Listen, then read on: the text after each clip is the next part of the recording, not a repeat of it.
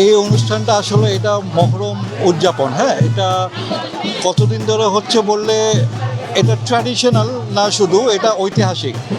এটা কারবালার ঘটনার পর থেকেই প্রত্যেকবার যখন মহরম মাস আসে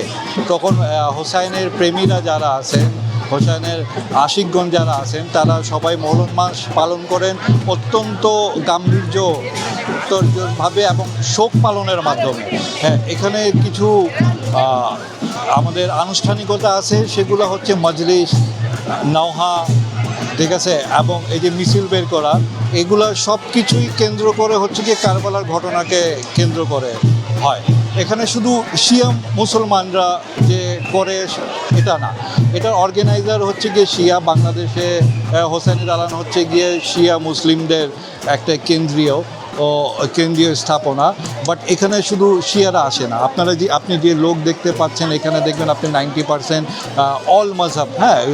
সুন্নি, হিন্দু, খ্রিস্টান, বৌদ্ধ সবাই আছে। হ্যাঁ, এখানে শুধু এই মহরম পালনটা বা উদযাপন বলেন, এটা আপনি শুধু শিয়াদের জন্য নয়, এটা হোসাইনি প্রেমিক যারা আছেন এবং যারা ইসলামকে ভালোবাসে, যারা ইসলামের হিস্ট্রি জানে এবং হক আর বাতিলের জন্য যে লড়াই করেছিলেন ইমাম হোসেন আলাইহিস সালাম ইয়াজিদের সঙ্গে কারবালার প্রান্তরে, সেই ঘটনা জানে, সেই ঘটনাকে ধারণ করে, বহন করে তারাই এই মাসটা পালন করে এবং এই মাসে উনাদেরকে শ্রদ্ধা নিবেদন করে। আমরা যেরকম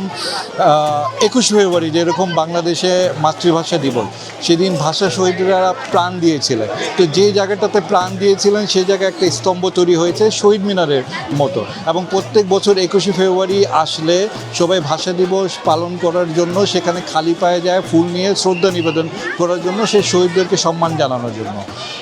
এটা অনেকটা সেরকমই, ঠিক আছে। মহরম মাসে যখন ইসলামকে রক্ষার জন্য ইমাম হোসেন 72 জন সঙ্গী সাথী এবং ওনার পরিবার নিয়ে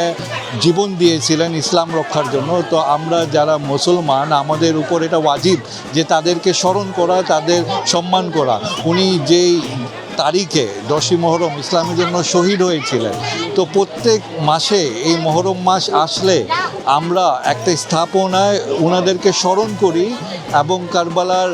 ওনাদের জন্য কান্নাকাটি করি। এই আয়োজনটাতে শোক পালন করা হয়, মজলিস করা হয়, জিকির করা হয়, নামাজ পড়া হয়, আমল করা হয়, কান্নাকাটি করা হয়, বিভিন্ন তবারক বাটা হয় এবং মিছিল বের করা হয় এবং সবাইকে দেখানো হয় যে উনি প্রাণ দিয়েছিলেন ঠিকই, কিন্তু উনি হারেননি,